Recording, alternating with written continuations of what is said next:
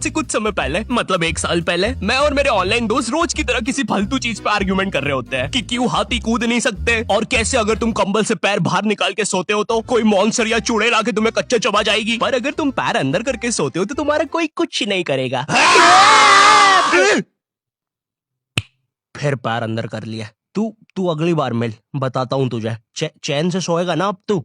ले तेरा light on कर दिया, अब ठंड में बिस्तर से उठना पड़ेगा। ले तेरा पंखा भी ऑन कर दिया अब तो ऐसी किसी बात पे आर्ग्यूमेंट चल रहा होता है, तो उसी बीच न जाने मेरे दिमाग में क्या आता है और मैं बोलता हूँ, तुम लोग अच्छे लोग हो, हमें मिलना चाहिए। ये सुन के भैया सन्नाटा मच गया। हाँ क्या बोला तूने? आयु तुझे पता है ना ऑनलाइन दोस्त कभी मिल नहीं सकते। इनफैक्ट ऑनलाइन दोस्त जैसी तो कोई चीज ही नहीं होती, हम सब तो रोबोट है। आयु तू हमारा दोस्त हो ही नहीं सकता, हम जा रहे हैं। फिर उन लोगों ने एक दूसरे के गले में हाथ डाला और न जाने क्यों गुस्से में डोरेमोन का थीम सॉन्ग गाने लग गए, वो भी तमिल में।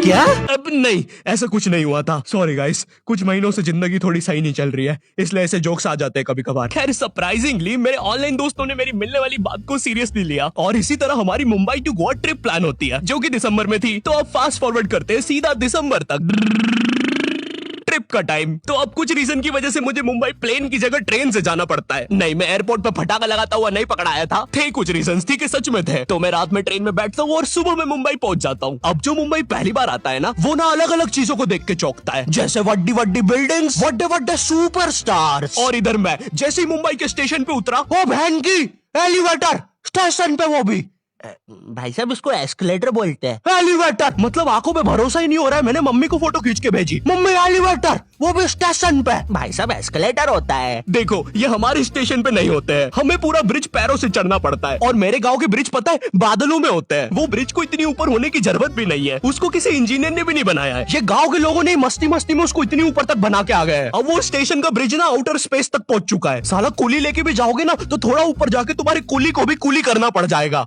भाई साहब कुली करना पड़ेगा। अरे किया तो है तुम्हें? अरे आपको ने मुझे कुली करना पड़ेगा, रुको। कुली हाँ जी भैया, इन्हें ऊपर तक छोड़िया हो यार। अरे पागल हो क्या मियाँ, ऊपर तक जाना है तो स्पेस सूट किधर है तुम्हारा? और ऑक्सीजन सिलेंडर लेके आए कि नहीं? ऊपर ऑक्सीजन बहुत कम है, हम लोग क्या बहुत ऊपर खड़े हैं मियाँ, देखो यहाँ से वो माउंट एवरेस्ट भी दिखता है। देखो आज की रात तो हमें ये सीढ़ियों पे सो के गुजारनी पड़ेगी, ऊपर पता नहीं कहाँ के खूंखार जानवर घूमते हैं। और सबसे जरूरी बात, हम लोगों के बीच में मैं सोऊंगा। मुझे मुंबई से अपने स्टेशन जाने में 10 घंटे लगते हैं, और फिर अपने ही शहर के स्टेशन से घर जाने में 6.25 महीने। हाँ तो ठीक है, हूँ मैं, नहीं होते हमारे यहाँ पे एक्सलरेशन। भाई उसको एस्केलेटर। वीडियो को आगे बढ़ाते हैं। मुंबई जाने से पहले मुझे ऐसा लगा था कि वहाँ पे सब लोग मचाएंगे, येड़े चाले सीधे चाले, इस तरीके से बात करते होंगे। तो मैं भी ना फुल रेडी था। मैं स्टेशन से बाहर निकला और एक ऑटो रोका। तो सबसे पहले तो मैंने अपनी ट्रेन में खरीदी हुई 24 कैरेट आइस डायमंड चेन आगे करी। मैंने 20 रुपए में खरीदी थी, आगे अपना टाइम आएगा भी लिखा था, क्योंकि मुंबई में थे यार, थोड़ी अमीरी दिखनी चाहिए। कौन है अंबानी है? किधर रहता है वो? है क्या उसके पास ये? तो वो ऑटो वाला पूछता है किधर जाओगे? इधर मैं फुल मुंबई के स्वैग में। क्या बोलते ऑटो वाले? चाचा अंधेरी चलोगे क्या? चलो ना, मचाते ना अंधेरी में चल के। अंधेरी में तुम उजाला लेके आओ। ऑटो में क्यों बैठे हो? लैम्बोर्गिनी लाओ। ये अंधेरी में तुम आओ। क्यों चाचा? अरे भाग मादर है, कड़कती धूप में मुजरा दिखा रहे मेरे को। अभी भी ज्यादा दूर नहीं गए, ऑटो से चीप सकता हूँ। हम लोग हमारे मुंबई के अपार्टमेंट आ जाते हैं, वहाँ पर थोड़ा सा रेस्ट करते हैं, क्योंकि स्टेशन से अपार्टमेंट तक तो हम भगते भगते आए थे। वो ऑटो वाला पीछे पड़ा था ना। क्यों पीछे पड़े हो हमारे? जाओ ना। नहीं मजाक कर रहा हूँ। 700 रुपए की टैक्सी करनी पड़ी थी अपार्टमेंट तक। 700 रुपए की। 700 रुपए पता भी है कितने होते हैं? 700 रुपए में पता है तुम मुंबई में क्या क्या कर सकते हो? तुम कर सकते हो 700 रुपए में तुम 700 रुपए में वापस उसी टैक्सी में बैठ के स्टेशन जा सकते हो। भाई साहब मैंने 750 कर लिया है रेट। कितनी महंगी है मुंबई। तो अब मैं और मेरा दोस्त डेस्क, हम लोग हमारे बाकी 2 दोस्त से पहले आ गए थे, तो अब हमारे पास कुछ करने के लिए नहीं था। तभी मुझे मेरी एक फीमेल फ्रेंड ने मॉल में मिलने बुला लिया। तो हम लोग जाते हैं मिलने, वापस 700 लगा के। ये मुंबई भी ना। तो मेरी दोस्त ने ना मुझे एक मूवी देखने बुलाया था, अवतार। मूवी में ज्यादा कुछ खास था नहीं, कुछ नीले लोग नंगे होके पानी में भाग रहे होते हैं रोबोट मशीन से बच के। ये मूवी मैंने 3D में देखी थी, ज्यादा कुछ चेंज नहीं हुआ, अब बस वो नंगे लोग मेरे साइड से निकल के भाग रहे थे। हम ये जंग जीत के रहेंगे। सर वो सब तो ठीक है, वो आदमी कौन है? अरे वो हमारी मूवी देख रहा है 3D में।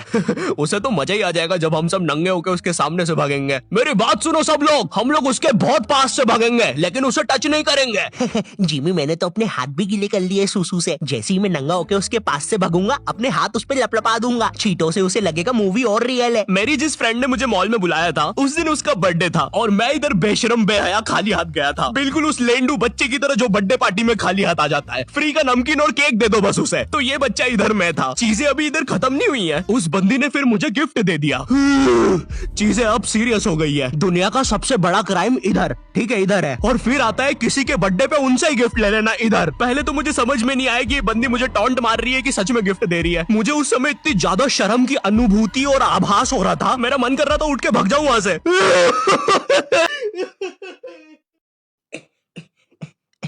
अरे वो बाहर बहुत गर्मी है ना, इसलिए मैंने सोचा स्प्राइट पी लूं आके। और पेरी पेरी फ्राइज भी मेरे फेवरेट है। देखो अगर उस टाइम मैं चाहता तो अपने पीछे वाले जेब से बटवा निकाल के एक 50 का करारा नोट और 1 रुपया लगा के बड्डा लिफाफा बना के उसे दे देता, लेकिन मैं कोई 80 साल का दादाजी नहीं हूँ और वो भी मेरी पोती नहीं है, तो अब मैं कुछ कर नहीं सकता था। इसलिए मैंने बेशर्मों की तरह उसका गिफ्ट ले लिया और कमियां भी निकाल रहा हूँ। घड़ी तो अच्छी लाई हो तुम, लेकिन फास्ट ट्रैक की लाती तो अच्छी है घड़ी। रात तक मेरे बाकी दोस्त भी आ गए थे, तो फिर हमने मुंबई की फेमस जगह, अरे वहीं जहाँ सब लोग जाते हैं घूमने के लिए, वहाँ घूमना स्टार्ट कर दिया। लेकिन जब तुम तुम्हारे दोस्तों के साथ रहते हो तुम्हारे दिमाग में मस्ती रहती है। तो एक मॉल में हमें एक सांड वाला झूला दिखता है। अब उसे देख के एक 21 साल का मैच्योर आदमी क्या करता, पापा बहुत बीमार है, बहन की भी शादी करवानी है, मुझे लगता है सांडू मैं तुम पे घूमी घूमी करने के लिए थोड़ा बड़ा हो चुका हूँ। मेरा नाम है बुबली बंदर, मैं इंसानियत पे कब्जा करने आया हूँ, तो चुपचाप अपने घुटने। है दोस्त, क्या तुम प्लीज मेरी बूंद में हवा भर सकते हो? मुझे तुम्हारी दुनिया पे कब्जा करना है प्लीज। मुझे कोई दिक्कत नहीं है। कमलेश, कमलेश! हाँ मैंने सुन लिया था पहली बार में ही। कमलेश मैं जानती हूँ हम दोनों ज्यादा क्लोज नहीं है, लेकिन इसका मतलब ये नहीं तुम एक बंदर के साथ संबंध बना लोगे। मैं जा रही हूँ। कमलेश जाने दो उसे, मैं तुम्हें उससे भी ज्यादा चीजें दे सकता हूँ। मुंबई के बाद हम लोग निकलते हैं गोवा के लिए। गोवा काफी चिल जगह थी। मैं वहाँ पर काला भी हो गया था दिन भर बीच पर धूप में भटकने के कारण। सच में वहाँ पर धूप तो बहुत ही ज्यादा थी, मतलब इतनी ज्यादा कि जमीन के अंदर से लोग बाहर आ रहे थे या अंदर जा रहे थे। कोई मुझे बताएगा ये क्या हो रहा है यहाँ पे? गोवा में तुम ऐसे बीच पे राइड्स वगैरह कर सकते हो, जैसे जेट स्की। इसमें ना तुम्हें आगे टंकी पे बिठा लेंगे बच्चे की तरह और पानी का एक चक्कर काट के वापस ले आएंगे। ये चलो ना। अरे हो गया भैया, अरे हम तो किनारे से ही वापस आ गए।